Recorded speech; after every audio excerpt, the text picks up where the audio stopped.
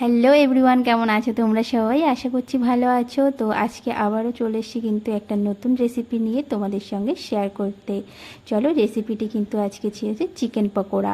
তো এখানে দেখো আমি 300 গ্রাম মতো বোনলেস চিকেন নিয়ে নিয়েছি। তোমরা চিকেন ঠিক এইভাবে ছোট ছোট পিস করে কেটে নেবে। চিকেন পকোড়া করতে গেলে কিন্তু বেশি একটা বড় পিস রাখলে কিন্তু ভালো লাগে না।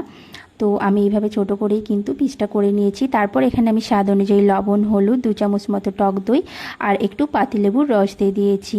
এতে করে কিন্তু মাংসটা আরও সফট হবে। তারপর আমি এখানে 1.5 চামচ মতো আদা রসুনের পেস্ট নিয়ে নিয়েছি। তারপর নিয়েছি 1 চামচ রেড চিলি পাউডার। এগুলো ভালো করে কিন্তু আমি এখন মিক্স করে নেব। ঠিক ভালো করে অনেকবার ভালো করে আর কি তোমরা মিক্স করে নেবে।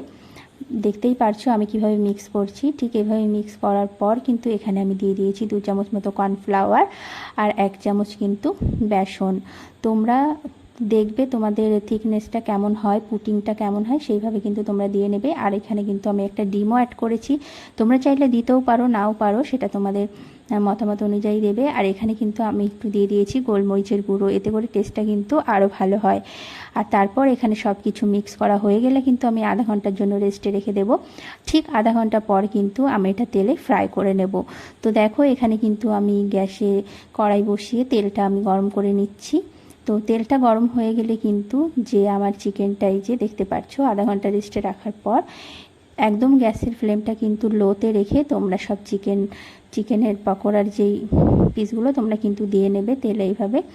আর একদম কিন্তু তোমরা হাই ফ্লেমে এটা ভাজবে না, লো ফ্লেমে ভাজবে। একটু ধৈর্য ধরে ভাজতে হবে, কারণ ধৈর্য ধরে না ভাজলে কিন্তু তোমরা ভেতরটা একদম কাঁচা থেকে যাবে আর উপরটা কিন্তু তোমাদের কালার চলে আসবে। সেজন্য কিন্তু ভালো করে এইভাবে উল্টে পাল্টে নিচ্ছি আমি। দেখতেই পারছো আমি কিভাবে করছি।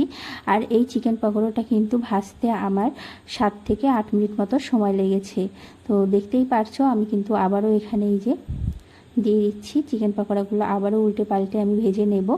তো তোমাদের কেমন লাগলো ভিডিওটা অবশ্যই জানিও কমেন্টে। আর সঙ্গে কিন্তু একটা like and comment and share করে দিও। এই দেখো ফাইনালি কিন্তু আমার চিকেন পকোড়াটা রেডি। দেখতে খুবই লোভনীয় লাগছে। তো এখনই জিভে জল চলে এসছে। তো তোমাদের কেমন লাগলো অবশ্যই জানিও।